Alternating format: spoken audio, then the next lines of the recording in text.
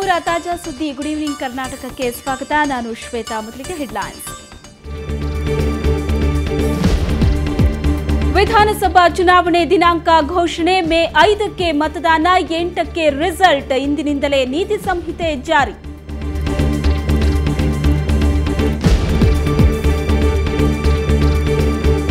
ಜನರ ಮನಗೆಲ್ಲಲು ಹಾಲಿ ಶಾಸಕರ ಸರ್ಕಸ್. ಚುನಾವಣೆಗೆ ಮೊದಲೇ ಭರ್ಜರಿ ಕ್ಯಾನ್ವಾಸ್. ಹಗರಿಬೊಮ್ಮನಹಳ್ಳಿಯಲ್ಲಿ ಬೀದಿಗಿಳಿದಿದೆ ವಿಶಿಷ್ಟ ವ್ಯಾನ್.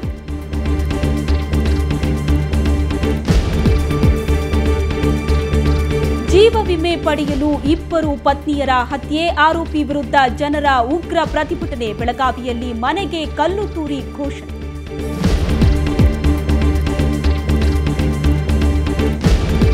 ಮತ್ತೊಂದು ಮ್ಯಾರೇಜ್ ಸ್ಟೋರಿಯು ಅಂತ್ಯ. ಕೊನೆಯಾಯಿತು ರಾಜೇಶ್ ಕೃಷ್ಣನ್ 3ನೇ ದಾಂಪತ್ಯ. ಮದುವೆ ರದ್ದತಿಗೆ ರಮ್ಯಾ ವಸಿಷ್ಠ ವ್ಯಾಜ್ಯ.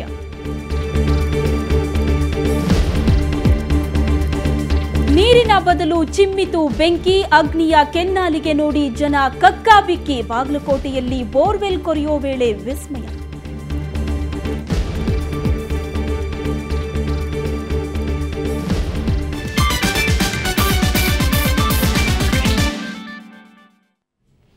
ರಾಜ್ಯ ವಿಧಾನಸಭೆ ಚುನಾವಣೆಗೆ ಮುಹೂರ್ತ ಫಿಕ್ಸ್ ಆಗಿದೆ. ಮೇ 5ರಂದು ರಾಜ್ಯದ 224 ಕ್ಷೇತ್ರಗಳಲ್ಲಿ ಒಂದೇ ಹಂತದಲ್ಲಿ ಮತದಾನ ನಡೆಯಲಿದೆ. ಮೇ 8ರಂದು ಮತ ಎಣಿಕೆ ನಡೆಯಲಿದೆ. ದೆಹಲಿಯಲ್ಲಿಂದು ಕೇಂದ್ರ ಮುಖ್ಯ ಚುನಾವಣಾ ಆಯೋಗದ ಆಯುಕ್ತ ಸಂಪತ್ ಚುನಾವಣಾ ದಿನಾಂಕವನ್ನು ಪ್ರಕಟಿಸಿದರು. Issue of notification 10th April.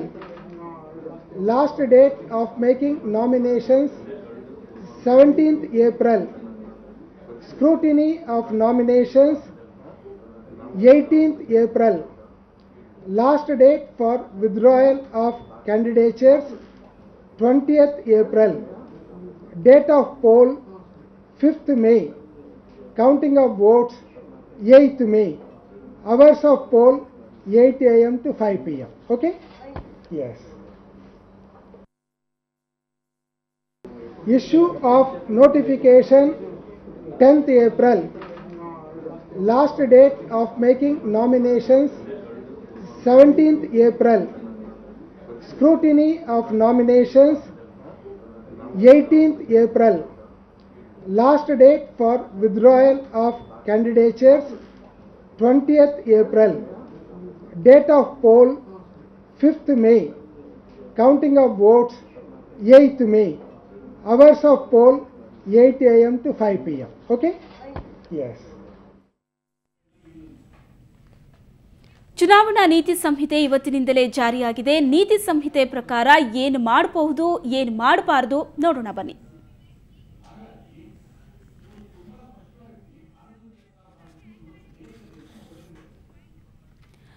ಯಾವುದೇ ಪಕ್ಷ ಅಥವಾ ಅಭ್ಯರ್ಥಿ ಜಾತಿ ಭಾಷೆಗಳ ಮಧ್ಯೆ ಭಿನ್ನಾಭಿಪ್ರಾಯ ತರುವಂತಹ ಚಟುವಟಿಕೆಯನ್ನು ನಡೆಸಬಾರದು. ಇತರೆ ಪಕ್ಷಗಳ ನೀತಿ ಸಿದ್ಧಾಂತಗಳ ವಿರುದ್ಧ ಆಧಾರರಹಿತವಾಗಿ ಆರೋಪವನ್ನು ಮಾಡೋ ಹಾಗಿಲ್ಲ.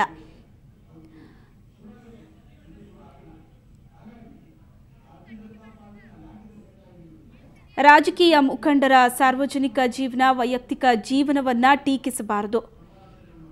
ಮುಖಂಡರ ಸಾರ್ವಜನಿಕ ಜೀವನ ಹಾಗೂ ವೈಯಕ್ತಿಕ ಜೀವನವನ್ನು ಟೀಕಿಸಬಾರದು. ಮತಗಳನ್ನು ಸೆಳೆಯೋದಕ್ಕೆ ಅಂತ ಜಾತಿ ಮತ್ತು ಸಮುದಾಯದ ಭಾವನೆಗಳನ್ನು ಬಳಸಿಕೊಳ್ಳಬಾರದು.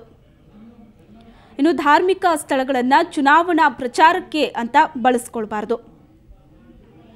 ಮತದಾರರಿಗೆ ಯಾವುದೇ ಆಮಿಷಗಳನ್ನು ಒಡ್ಡಬಾರದು.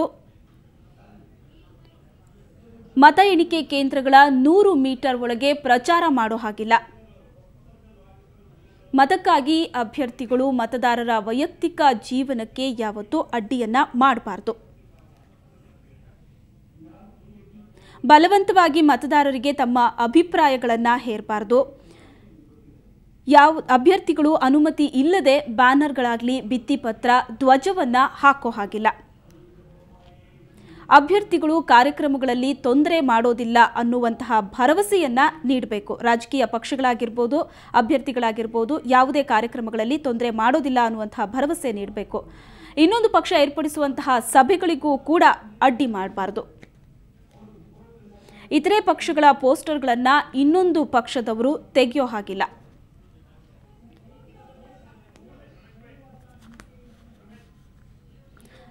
ಸಭೆ ನಡೆಸೋ ಮುನ್ನ ಪೊಲೀಸರಿಂದ ಸ್ಥಳದ ಬಗ್ಗೆ ಅನುಮತಿಯನ್ನ ಪಡಿಬೇಕು. ನಿಷೇಧಿತ ಪ್ರದೇಶಗಳಲ್ಲಿ ಸಭೆಯನ್ನ ಆಯೋಜಿಸುವ ಮುನ್ನ ದಾಖಲೆಯನ್ನ ಸಲ್ಲಿಸಬೇಕಾಗುತ್ತೆ. ಧ್ವನಿವರ್ಧಕಗಳಿಗೆ ಅನುಮತಿಯನ್ನ ಪಡೆಯುವ ವಿಚಾರದಲ್ಲಿಯೂ ಕೂಡ ಮುಂಚೆಯೇ ಅನುಮತಿಯನ್ನ ಪಡೆದಿರಬೇಕು. ಪ್ರಚಾರದ ವೇಳೆ ಗಲಾಟೆ ನಡೆದರೆ ಪ್ರಥಮವಾಗಿ ಪೊಲೀಸರಿಗೆ ಮಾಹಿತಿಯನ್ನ ನೀಡಬೇಕು.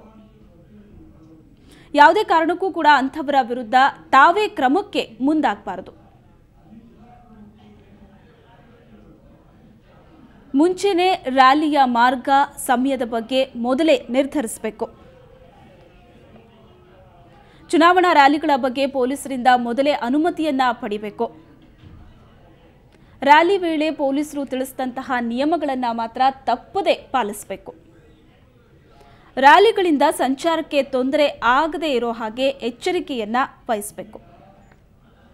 ಸಂಚಾರ ದಟ್ಟಣೆ ಉಂಟಾಗದಂತೆ ವ್ಯವಸ್ಥೆ ಮಾಡಿಕೊಳ್ಬೇಕಾಗತ್ತೆ. ರಸ್ತೆಯ ಬಲಬದಿಯಲ್ಲೇ ಚುನಾವಣಾ ರ್ಯಾಲಿಯನ್ನ ನಡೆಸಬೇಕು.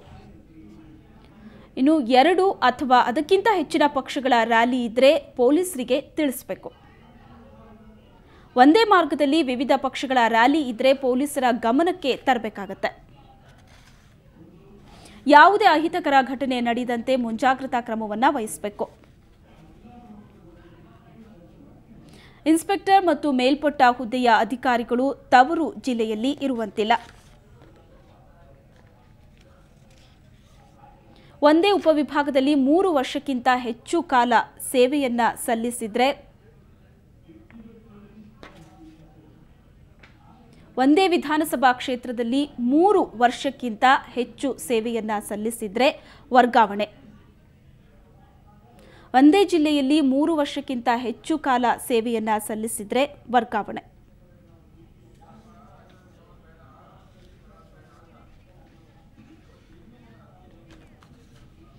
ಇನ್ನು ಚುನಾವಣೆ ನೀತಿ ಸಂಹಿತೆ ಪ್ರಕಟವಾದ ಮೇಲೆ ಸಿಎಂ ಜಗದೀಶ್ ಶೆಟ್ಟರ್ ನೇತೃತ್ವದಲ್ಲಿ ಬಿಜೆಪಿ ನಾಯಕರು ಸುದ್ದಿಗೋಷ್ಠಿಯನ್ನ ನಡೆಸ್ತಾ ಇದ್ದಾರೆ. ಈ ವೇಳೆ ಮಾತನಾಡಿದಂತಹ ಡಿಸಿಎಂ ಈಶ್ವರಪ್ಪ, ಪ್ರತಿಪಕ್ಷಗಳ ಕುತಂತ್ರ ರಾಜಕಾರಣ ನಡೆಯಲಿಲ್ಲ, ಸರ್ಕಾರ ಯಶಸ್ವಿಯಾಗಿ 5 ವರ್ಷ ಪೂರೈಸಿದೆ ಅಂತ ಹೇಳಿದ್ರು.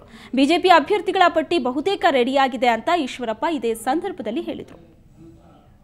ಎಲ್ಲ ಮಂತ್ರಿಗಳು, ಶಾಸಕರು, ಲೋಕಸಭಾ ಸದಸ್ಯರು ಅವ್ರಿಗೂ ಜೊತೆಗೆ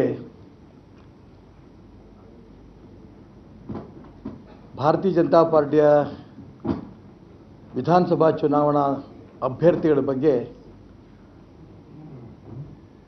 ನಾವೆಲ್ಲ ಪ್ರಮುಖರು ಕೂಡ ಒಟ್ಟಿಗೆ ಕೂತು ಸಮಾಲೋಚನೆ ಮಾಡಿದ್ದೇವೆ. 224 ಕ್ಷೇತ್ರದ ಬಗ್ಗೆನೂ ಕೂಡ ಸಮಾಲೋಚನೆಗೆ ಮುಗಿಸಿದ್ದೇವೆ. ಸುಮಾರು 150 ಕಡೆ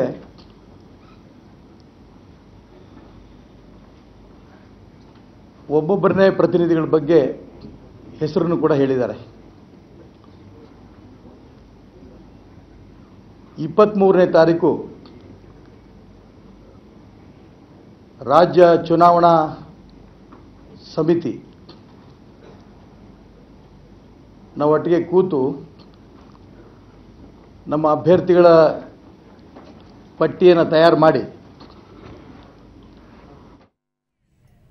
ಗುಡ್ ಈವ್ನಿಂಗ್ ಕರ್ನಾಟಕದಲ್ಲಿ ಇನ್ನಷ್ಟು ಸುದ್ದಿಗಳನ್ನು ನೋಡೋಣ. ಅದಕ್ಕೂ ಮೊದಲು ಒಂದು ಚಿಕ್ಕ ವಿರಾಮ.